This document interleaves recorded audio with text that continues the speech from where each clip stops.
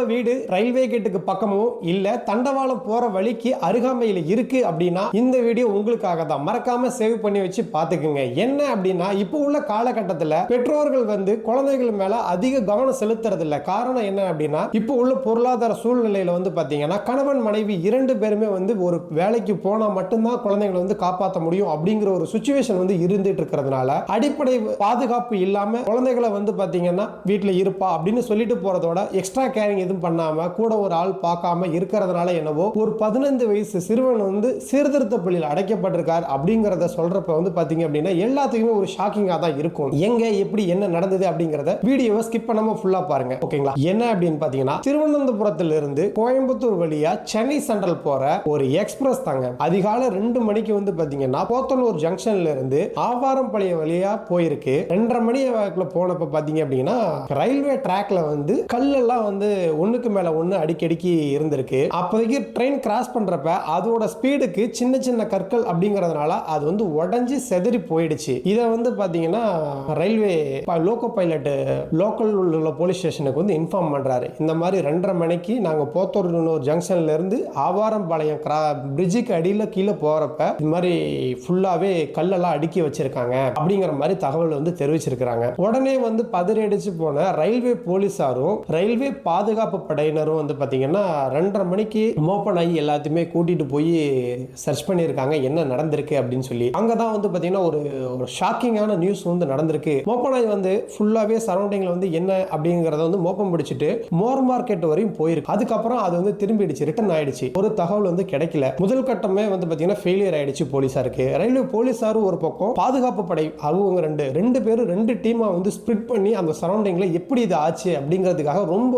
தீவிரமா சர்ச் பண்ணிருக்காங்க. அப்ப பாத்தீங்கன்னா லோக்கல்ல உள்ள சிசிடிவி, அப்புறம் இந்த ஹோட்டல், அந்த சரௌண்டிங்ல உள்ள எல்லா கடையிலுமே சிசிடிவிஸ் எல்லாம் வெரிஃபை பண்றப்ப பாத்தீங்கன்னா 15 வயசு பையன் விளையாட போயிருந்திருக்கு. என்னன்னா ரயில்வே கேட்ல அந்த ஒரு தண்டவாளத்துக்கு மேல ஒரு கல்லுக்கு மேல ஒரு கல்லை அடுக்கி விளையாண்டுட்டு அதை அப்படியே விட்டுட்டு வந்துட்டாரு. வந்ததனால ஏற்பட்ட ஒரு பரிதாப நிலை அப்படின்னு தான் சொல்லணும். இப்ப அந்த சிறுவனை பாத்தீங்கன்னா கண்டுபிடிச்சிட்டாங்க. சிசிடிவியோட சர்ச் பண்ணி அந்த ஆதாரத்தோட அந்த யார் இந்த செயலை செஞ்சது அப்படிங்கறதுனால பாத்தீங்கன்னா 15 வயசு சிறுவனை கைது செஞ்சிருக்காங்க ரயில்வே போலீஸ். அந்த பையன் பாத்தீங்கன்னா இந்த மாதிரி செஞ்ச குற்றத்துக்காக இப்போதைக்கு சிறுவர் சீர்திருத்த பள்ளியில் அடைக்கப்பட்டிருக்காரு அப்படிங்கிறது மக்கள்கிட்ட பாத்தீங்கன்னா ஒரு பெரிய அதிர்வு ஏற்பட்டிருக்கு அப்படின்னு கூட சொல்லலாம். பொதுவாகவே இப்போ உள்ள காலகட்டத்தில் பாத்தீங்கன்னா பேரண்ட்ஸ் தங்களோட குழந்தைங்க என்ன பண்றாங்க, எங்க விளையாடுறாங்க, என்ன பண்றாங்க அப்படிங்கறத பார்க்காம இருக்கிற ஒரு காரணத்தினால தான் இந்த நிகழ்ச்சி நடந்திருக்கு அப்படிங்கறத கூட சொல்லலாம். பொதுவாகவே வீட்டில் பெரியவங்க இருந்தாங்க அப்படின்னா அவங்கள்ட்ட சொல்லிட்டு இந்த மாதிரி பையனை பார்த்துக்குங்க அப்படின்னு சொல்லணும். இல்ல ரயில்வே கேட்டுக்கெல்லாம் போகக்கூடாது. அந்த மாதிரி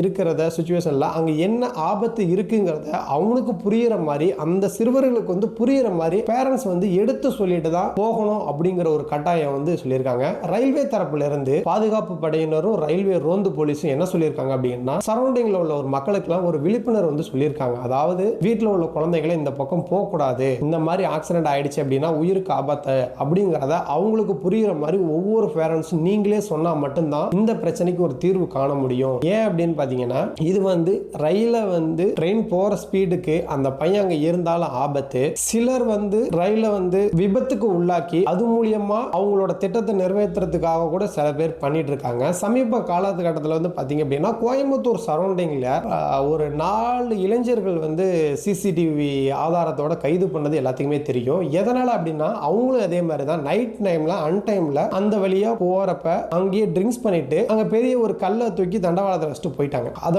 ட்ரெயின் போறதுக்கு முன்னாடியே பார்த்ததுனால அதை எடுத்துட்டு இந்த மாதிரி செயலில் ஈடுபடக்கூடாது அப்படின்னு சொல்லிட்டு 4 பேத்தையும் கைது பண்ணியிருந்தாங்க. இப்போ இந்த 15 வயசு சிறுவனையும் பாத்தீங்கன்னா கைது பண்ணி சிறுவர் சீர்திருத்த பள்ளியில் அடைச்சிருக்காங்க. பொதுவாக இப்போ உள்ள ஏரி குளங்கள் எல்லாத்தையும் அழிச்சிட்டு ஃபுல்லா அபார்ட்மெண்ட் கட்டிட்டு அங்கதான் அதிகமா வாழ்ந்துட்டு இருக்காங்க. அங்க என்ன ஆபத்து வரப்போகுது ஃபியூச்சர்ல ஒவ்வொரு ஆபத்து வந்தாதான் தெரியும். ஒரு மழை பெஞ்சதுன்னா போதும் எங்கெங்க என்னென்ன இருக்கு அப்படிங்கிறது தெரிஞ்சிடும். அது போல இப்ப ரயில்வே ட்ராக்குக்கு அடியில், அதாவது இரு தண்டவாளம் சைடிலும் வசிக்கிற ஒரு நபர்களுக்கு பாத்தீங்கன்னா இந்த விஷயம் ரொம்ப இம்பார்ட்டன்டா போய் சேரணும் அப்படிங்கிற ஒரு நோக்கத்தினால தான் இந்த வீடியோ பதிவு செய்யறேன். இந்த வீடியோவை பார்க்குறவங்க அவங்க சரௌண்டிங்ல இருக்கிற ரயில்வே கேட் சைடு உள்ளவங்களோ இல்ல தண்டவாளம் போற வழிக்கு 2 சைடு பாத்தீங்கன்னா வசிக்கிறவங்ககிட்ட இதோட பின் விளைவுகளை முன்கூட்டியே தெரிவிச்சோம் அப்படின்னா இது போல அசம்பாவிதம் எங்கேயும் நடக்காது அப்படிங்கிற ஒரு காரணத்தினால தான் இந்த வீடியோ பதிவு பண்ணிட்டு இருக்கோம். இது போல சுவாரஸ்யமான நியூஸுக்கு நம்மளோட சேனலை மறக்காம சப்ஸ்கிரைப் பண்ணி ஃபாலோ பண்ணிக்கங்க. இதை பத்தி நீங்க என்ன நினைக்கிறீங்க அப்படிங்கறத கமெண்ட் பாக்ஸ்ல கமெண்ட் பண்ணுங்க.